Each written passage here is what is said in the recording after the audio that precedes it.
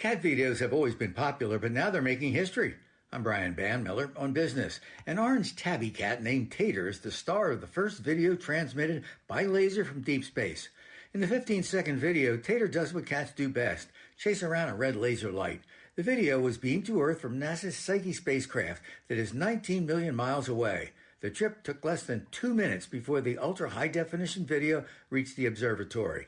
One of the people on the project said that despite the vast distance, the test relayed the video faster than most broadband internet connections here on Earth. Probably not a surprise for anyone who's ever tried to get a signal in their own neighborhood. The point of the project is to improve communications from deep space, especially with astronauts preparing to return to the moon and NASA keeping an eye on a trip to Mars. Right now, the Psyche and its video transmitter is heading toward the main asteroid belt between Mars and Jupiter for some more test transmissions. Unfortunately, Tater won't be making any more appearances. Brian Banmiller, CBS News. Rutherford Issues with Brian Barrett on FM 101.9 and AM 1450 Murfreesboro, FM 100.5 Smyrna, and streaming at WGNSradio.com. Rutherford Issues is powered by Middle Tennessee Electric. Their Sharing Change has donated now more than $11 million to local nonprofits assisting worthy causes here in our community. MTE serving to make life better since 1936. We're going to talk a little Smyrna history today. State Representative Mike Sparks is joining us by phone, and you've got a great guest here to talk some history in the studio with us too, Mike. Okay. This is as quiet as Mike has ever been. Let's see what's going on here.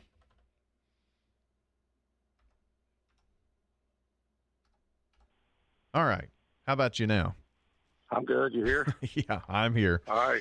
It's been one of those days, and you complicate it, so whatever. I'm sorry. It's all right. Forgive me. It's my birthday, man. Forgive me. It's my birthday. I know you're so old you can't remember things. I know. I don't look forward to birthdays anymore. Really? I don't. After 30 is all downhill. Well, thanks for that. I just had my 49th a few weeks ago. Well, I look forward to that next year. Okay. Yeah.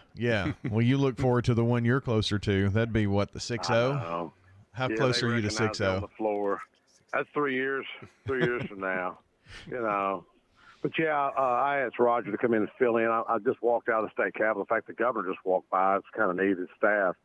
I'm out here in front of the capitol, in front of the Andrew Jackson statue, and I thought, well, the irony is I just talked about the Trail of Tears and the potential tour that Roger and others were going to do that ended up getting canceled due to the potential weather. But Roger's kind of more the expert on the old Jefferson community, and appreciate him, his passion for history. And we just had a big event last Saturday, Sam Davis home, and had a great crowd. Had a lot of historical guys there, John Bridges, Paul Lamb, Jenny Williams, and Roger Thomas, Pettis Reed, and Dr. Steve Murphy. And Mary Watkins with African American Heritage Society came in. Hey, Colonel, how you doing? She spoke. In fact, she's got a big event Saturday, her and the African American Heritage Society, Rutherford County, at the courthouse at 10 o'clock. Just got off the phone with her, and Katie Wilson and others been organizing that. Many thanks to Greg Tucker, our Rutherford County historian, for assisting her and others with history that's often not talked about. Well, want to welcome in Roger Thomas. And Roger, thanks for coming in today. And kind of tell us a little bit about what you do and how you're so involved in history in Smyrna. Well, first of all, happy birthday, Mike. Hey, thank you. And granddaughter Saoirse, sorry I had to leave you. But okay, I got that out of the way.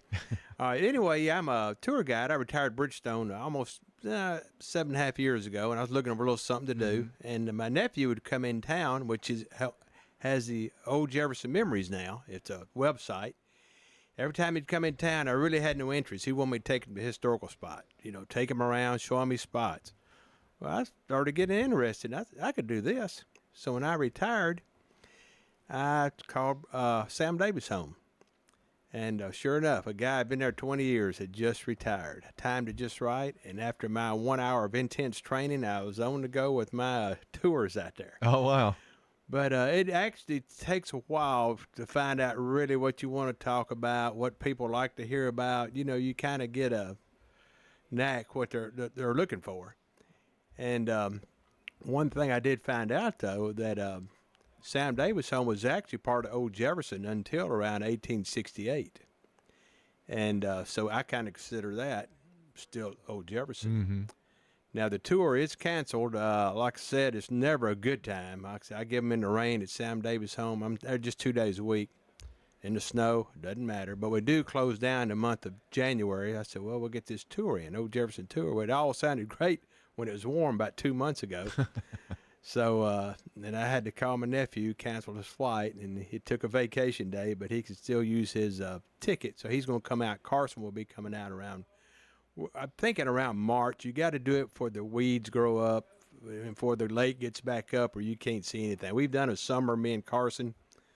Man, you needed a hatchet or something, just a, machete just to get through there. It was really that bad. Wow. But wintertime it does grow down or dies out. And my mom was actually born in Old Jefferson, right there where the county seat was, right there. I mean, like right the spot. I know the exact spot. And her family, grandparents, which is my great-great-grandparents, they had a big house there, Creeches. They were there around 1854. So it means a lot, I mean, I kind of get into it because it's family. They'll show things, and I know them. So it's kind of cool. Mike, you spend a lot of time talking about history and Old Jefferson and Sam Davis home. Why do you think that is important?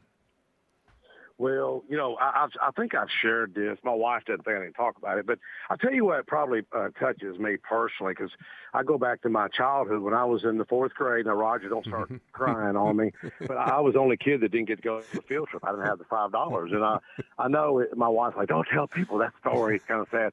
But, that always because that was the thing to do as a kid, to go to the Sam Davis field trip, And I could have got the money, but my mom struggled raising 5 of us.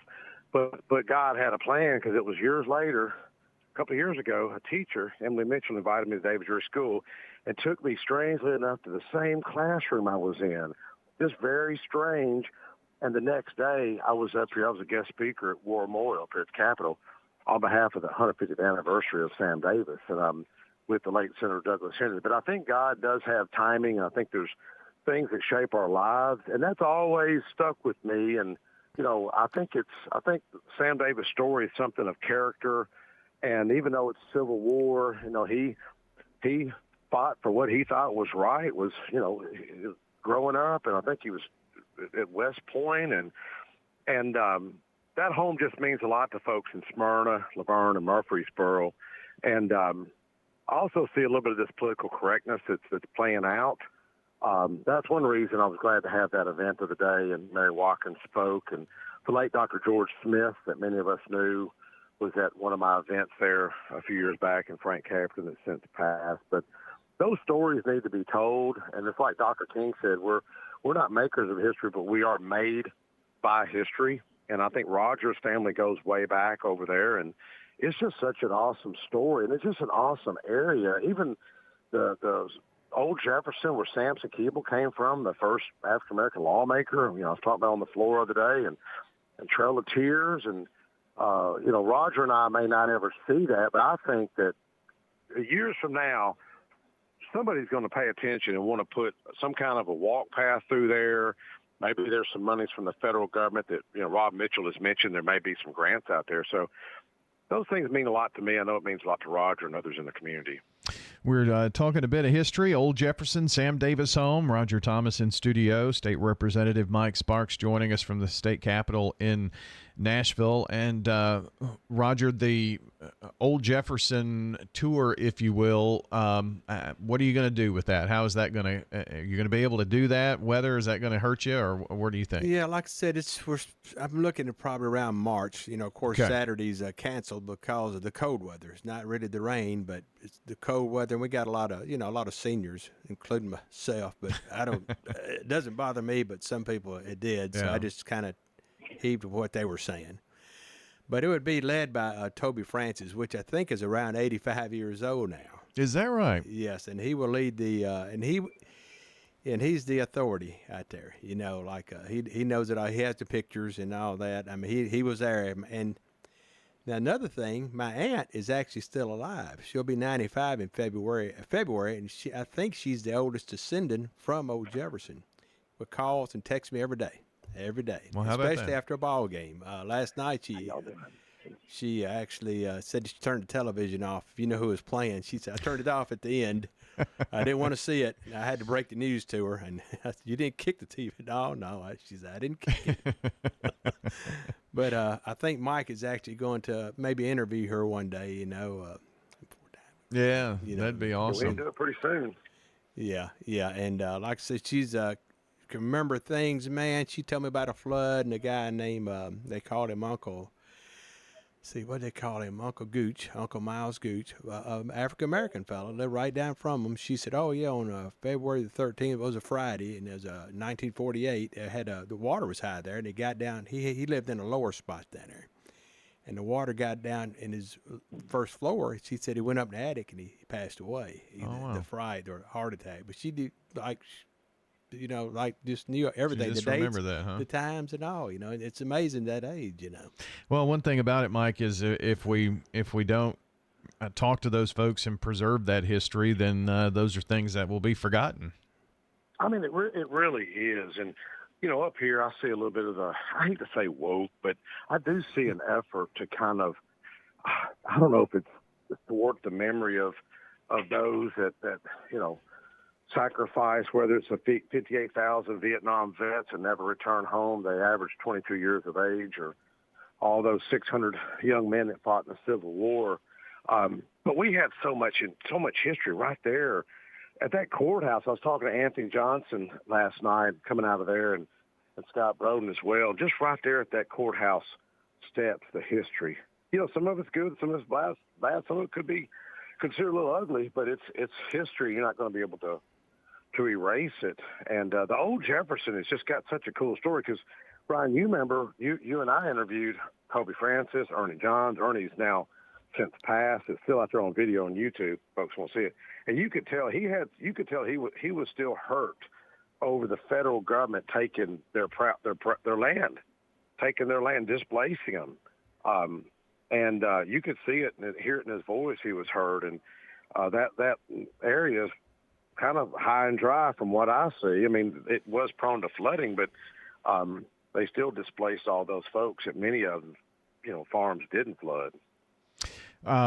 There was one thing, and before our time gets away, I got about a minute and a half. So you wanted to mention about a historical marker? Yeah, well, real quick, Mary Watkins and Katie Wilson. I want to thank Greg Tucker. That's going to be at the courthouse right there. I think they're going to be inside some, and I want to thank Mayor Carr for helping with that, and Pettis Reed and others. They're going to do a marker for, I don't know what the title is. I think it's enslaved, those that were enslaved people, something like that. And it's an event. They asked me to say a few words, so I'm going to go up there. And so I want to encourage folks to come out. And a lot of these folks like George Smith, these folks are getting older. George or Bo Washington, she's since passed. Frank Caperton's passed. Sadly, a lot of these people that know all this history, they're passing away. And that's why Roger and I have got to go interview his aunt, hopefully in the next few weeks. Yeah. Well, note they ask you to say a few words, so keep that in mind. Well, thank you, Brian. I'm going to let y'all go. Thank you. All right, man. Happy birthday.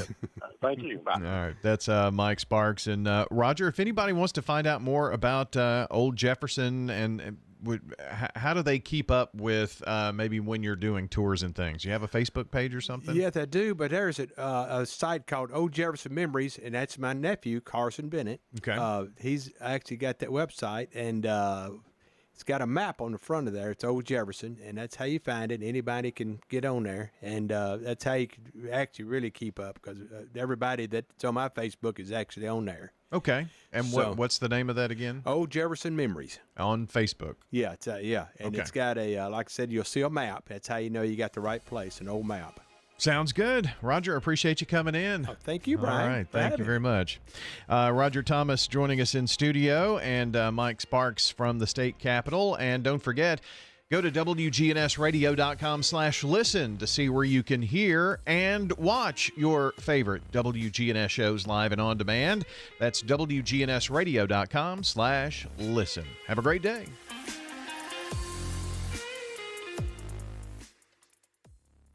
Hello friends, Lenny Farmer with Jennings & Ayers Funeral Home. More than I can count, we have taken care of families who were totally caught off